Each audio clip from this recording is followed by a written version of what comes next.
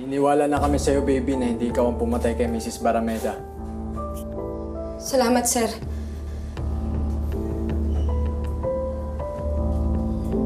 Pwede na ba akong umuwi? Sandali lang. May gusto lang kami linawin. Naalala ko yung sinabi mo sa akin bago ka pumunta dun sa hotel. Sinabihan ako ni Ma'am Shi na pupuntahan daw ni Papsi si Hillary. Malakas ang kutob ko na dun sila sa event pupunta. At kaya nandun din kami sa hotel. Dahil may surveillance kami kay Badong na nandun daw siya. Naalala ka ba na nakita mo siya?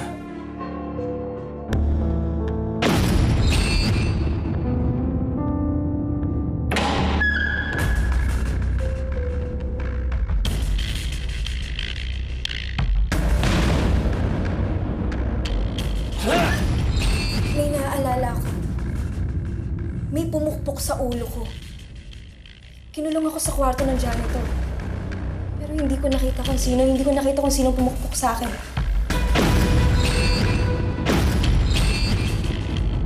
Tingin niyo ba may kinalaman si Papsi dito?